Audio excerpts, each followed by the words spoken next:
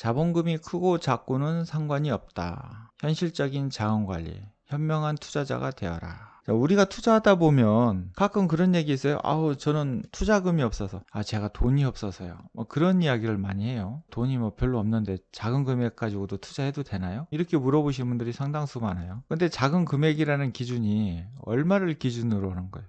1억 기준이라고 하면 1000만원 가지고 있는 사람은 금액이 작은 거잖아. 근데 100만원 기준으로 잡는다면 1000만원 가지고 있는 사람은 10배니까 이거 굉장히 많은 돈이잖아요. 1억 기준으로 한다면 100만원은 별것도 아닌 거죠. 중요한 것은 기준을 어디로 잡느냐에 따라서 투자 금액이 많다 적다 얘기할 수 있는 거예요. 100억 있는 사람 입장에서 10억이라는 돈은 큰 돈이 아니란 말이에요. 근데 1억 기준에서 10억은 굉장히 높은 거죠. 그럼 이 사람 입장에서는 이게 돈이 큰 거고 이 사람 입장에서는 이게 큰 금액이 아니라는 거예요. 그러면 이 기준은 누구 기준으로 삼아야 될까요? 자기 어떤 재정적인 기준으로 삼아야 되는 거예요. 어떤 사람은 1000만원도 큰 돈일 수도 있는 거예요. 어떤 사람은 1억이 큰 돈일 수도 있고 어떤 사람은 100만원이 큰 돈일 수도 있는 거예요. 내가 한도를 정할 수 있는 기준, 리스크를 감당할 수 있는 그 금액까지만 가져가시면 돼. 리스크에 대한 감당도 못 오면서 1억을 가지고 오면 어떡할 거냐고. 1억에서 10% 빠지면 1000만원이에요. 그러면 1000만원 투자한 사람 입장에서는 이게 엄청난 괴리 차이가 나는 거잖아요. 1000만원에서 10% 빠지면 100만원이에요. 그러면 내가 1억에서 10%를 감당할 수 있느냐 1000만원에서 10%를 감당할 수 있느냐, 둘 중에 하나 선택을 해야 되죠. 내가 1억에서 10%를 감당할 수 있으면 1억 투자해도 되는 거예요. 근데 난 1억에서 10%를 감당하기 힘들면 이것만 투자하셔야 돼. 같은 10%라도 체감이 틀리잖아요. 여기는 편안하게 잠잘 수 있어도 여기는 잠을 못 잘 수가 있는 거예요. 다 틀리다는 거예요. 기준마다. 결국은 내가 자본금이 크고 작고는 문제가 안 된다는 이유가 뭐냐면 그 자본금이 크다 할지라도 내가 거기에 대한 리스크를 감당하지 못하면 자본금이 크다고 자라는 게 아니라는 거예요. 결국은 내가 이겨내는 정도가 가장 중요한 겁니다. 그게 시장에서 성공할 확률이 높은 거예요. 왜 그러냐면 그게 바로 심리하고 연결되기 때문인 거예요. 심리적으로 일단은 안정성이 돼야 뭘 하든지 말든지 하지, 심리로 불안정한 상황에서 여러분 전쟁터에 나가면 적군이 총 쏘면은 숨어가지고 울기 바쁘지, 자기 죽을까봐 몸 추스리고 뭐 공격 하나도 못하고 총 한 번도 못 쓰고 그러다 옆에 사람들 뭐 픽픽 쓰러지면 뭐 난리 나죠. 중요한 것은 현실적인 자금 관리가 중요하다는 거예요. 여기 시장에서는 주식시장에 가져온 것만큼 돈을 잃어. 내가 처음부터 1억을 가져왔다? 그럼 1억 다 잃어. 1000만원 갖고 왔다? 1000만원 다 잃어. 10억 갖고 왔다 10억 다 잃어. 그러면 내가 처음에 올 때 돈을 잃는다는 것이 자명한 일이니까 많이 갖고 와야 되겠어요? 조금 가지고 와야 되겠어요? 조금 가지고 와야 돼. 처음에 올 때는. 설마 그럼 직접 해봐. 제 말이 맞는지 틀린지. 처음부터 투자금이 커야 되니까 여기저기서 막 돈 끌어가지고 1억 가지고 와보세요. 1억 어떻게 되나? 한 푼도 안 남아. 시장에는 두려움이 존재하기 때문에 손절을 행합니다. 개인들이 들어갈 때 조금씩 들어가냐고. 10%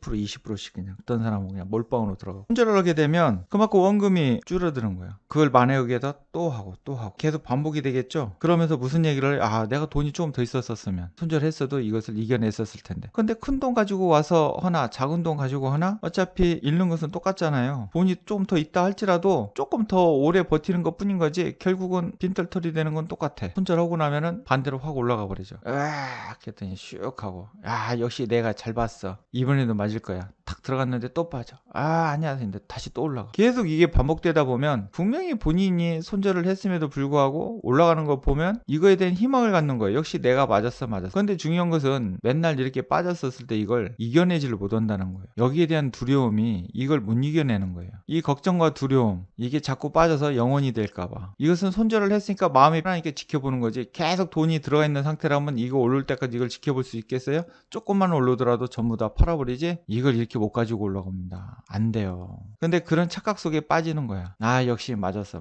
큰 돈을 가져와서 빚듣고 뭐 하고 신용 쓰고 하다 보면 머리 쥐어 뜯으면서 그러죠. 세력 욕했었고 외국인들 욕했었고 뭐 남탓 많이 하잖아요. 그래서 결국은 패자는 자본금이 적어서 돈을 잃는 게 아니라 현명하지 못해서 돈을 잃는 거라는 거예요. 패자들은 매매를 할 때 무리수를 두면서 자금 관리는 대충 되는 대로 한다는 거예요. 계좌가 얼마가 있든지 간에 그런 거에 별로 신경 쓰지 않고 그냥 큰 위험을 감당을 한다는 거예요. 어떤 트레이딩하는 시스템이 좋든 기술적 분석 배워서 뭐 어떻게 하든 다 필요 없다라는 거예요. 잘못된 심리로 인한 매매를 계속 하다 보면 결국은 빈털터리가 된다. 그래서 우리가 자본금이 얼마가 있어야 되느냐 그런 질문은 아주 그냥 원초적인 질문에서 벗어나는 거예요.